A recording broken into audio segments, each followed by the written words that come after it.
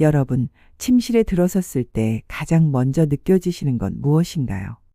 따뜻하고 편안한 기운인가요? 아니면 답답하고 무거운 공기인가요? 사실 우리가 매일 몸을 누이는 이 침실이야말로 집안 기운의 심장이라고 할 수 있습니다. 마치 사람의 심장이 온몸에 피를 보내듯 침실에서 시작된 기운은 집안 구석구석으로 퍼져나가죠. 풍수에서는 침실을 하루의 운을 바꾸는 공간이라고 부릅니다. 이곳이 편안하고 안정되면 건강과 재물운은 물론 하루하루의 활력이 배가 되는데요. 반대로 기운이 흐트러진 침실은 밤새 자도 개운하지 않고 하는 일마다 막히는 원인이 되죠. 그리고 그 흐름을 가로막는 건 거창한 문제가 아닙니다. 작은 가구 배치나 물건 하나가 그 원인일 수 있다는 사실 혹시 알고 계셨나요? 마치 잘 조율된 바이올린에서 한 줄만 살짝 틀어져도 온 곡의 선율이 흐트러지듯 사소한 요소 하나가 침실의 기운을 흐트러뜨리고 여러분의 건강과 운까지 흔들어 놓을 수 있습니다. 오늘은 무심코 지나쳤던 침실의 작은 요소들을 바로잡아 밤에는 나를 회복시키고 아침에는 힘과 행운을 주는 공간으로 바꾸는 침실 풍수 비법들을 알려드립니다.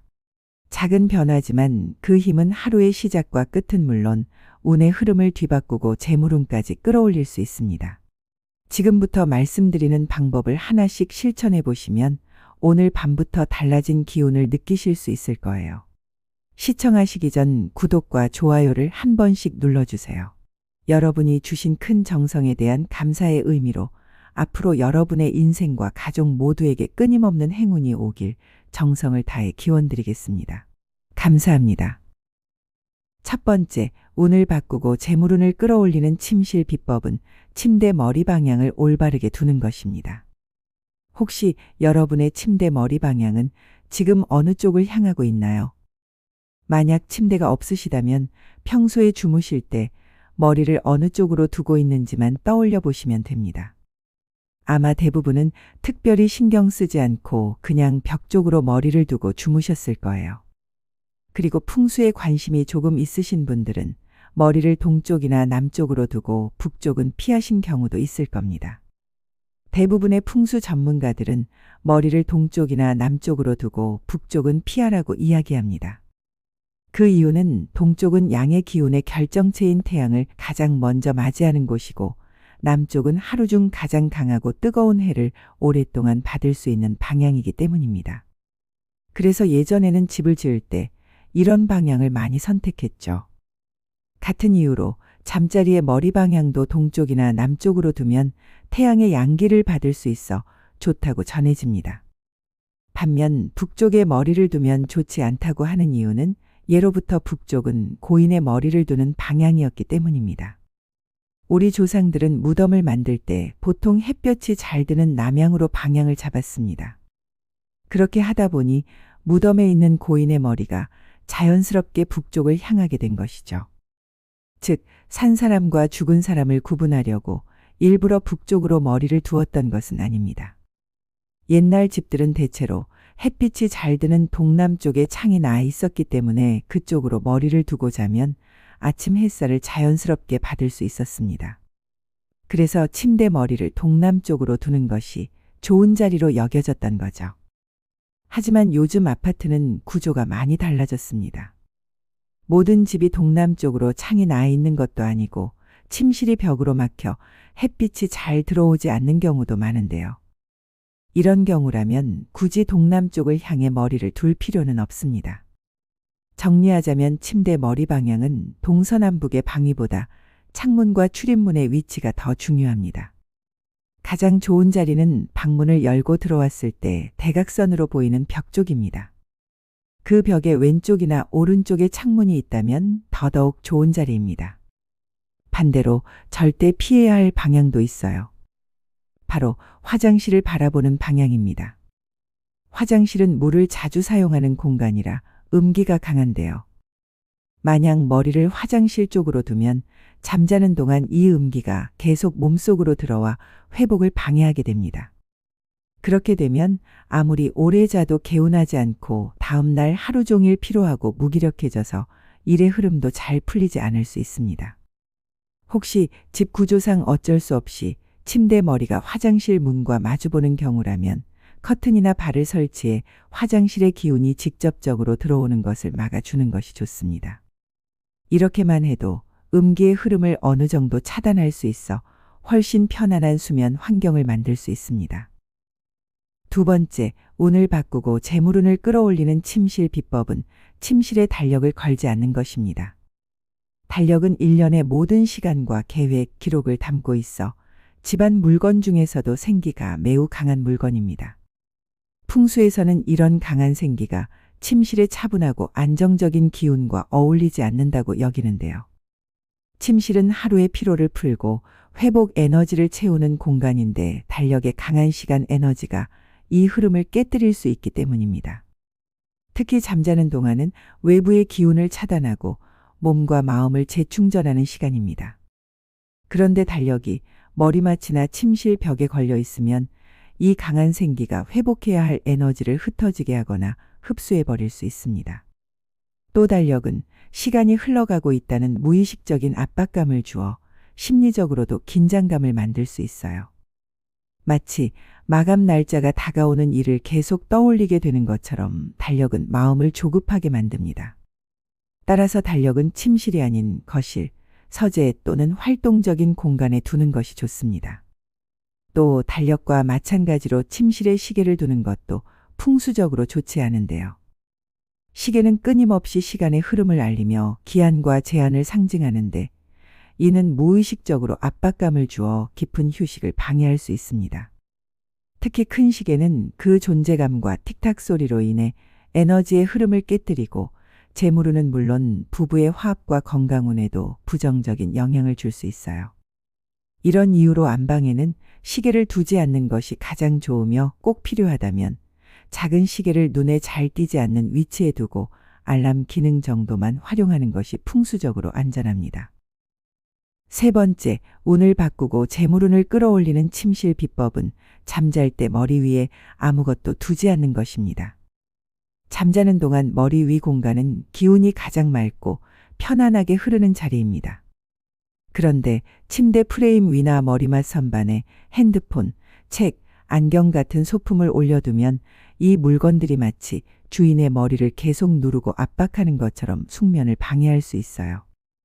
마치 머리 위에 작은 짐을 얹고 밤새 자는 것처럼 몸과 마음이 편히 쉬지 못하게 됩니다. 풍수적으로는 머리 위에 무게감 있는 물건이 운과 기의 흐름을 막거나 흩어지게 한다고 봅니다. 그 결과 잠자는 동안 기운이 분산되고 기가 서서히 빠져나가 몸과 마음이 불안정해질 수 있어요. 심리적으로도 머리 위에 물건이 있다는 사실은 무의식적인 긴장감을 유발해 깊은 숙면을 방해하죠. 같은 이유로 머리맡 위에 액자를 거는 것도 좋지 않습니다. 액자가 꼭 필요하다면 침대 옆의 벽이나 침대 정면의 벽처럼 머리 바로 위가 아닌 위치에 다는 것을 추천드립니다. 또 핸드폰이나 안경처럼 꼭 가까이에 두어야 하는 물건이 있다면 머리 위가 아닌 침대 옆에 작은 협탁이나 사이드 테이블에 두는 것이 좋습니다. 네 번째, 운을 바꾸고 재물운을 끌어올리는 침실 비법은 침실 옆에 식물을 두지 않는 것입니다. 식물, 특히 생화는 살아있는 생명체니까 양의 기운을 내뿜어서 오히려 좋은 거 아닌가요? 하고 생각하실 수도 있습니다. 저도 이전 식물 풍수 영상에서 금전수나 고무나무처럼 잎이 넓고 둥근 식물은 집안에 두면 재물운을 불러온다고 말씀드린 적이 있습니다. 하지만 이런 좋은 식물도 침실에서는 예외입니다. 그 이유는 식물이 살아있는 만큼 너무 활동적인 기운을 계속 발산하기 때문에 침실에 필요한 안정된 에너지 흐름을 방해할 수 있기 때문이에요. 또 자는 동안에는 우리의 기운이 가장 편안하고 고요해야 하는데 식물이 그 기운을 조금이라도 가져가 버릴 수 있기 때문이죠. 그래서 식물은 가능하면 거실이나 현관처럼 활동적인 공간에 두시는 게 좋습니다.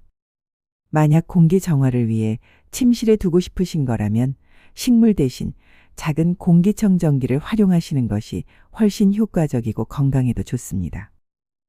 다섯 번째, 운을 바꾸고 재물운을 끌어올리는 침실 비법은 침실에는 최소한의 가구만 두는 것입니다.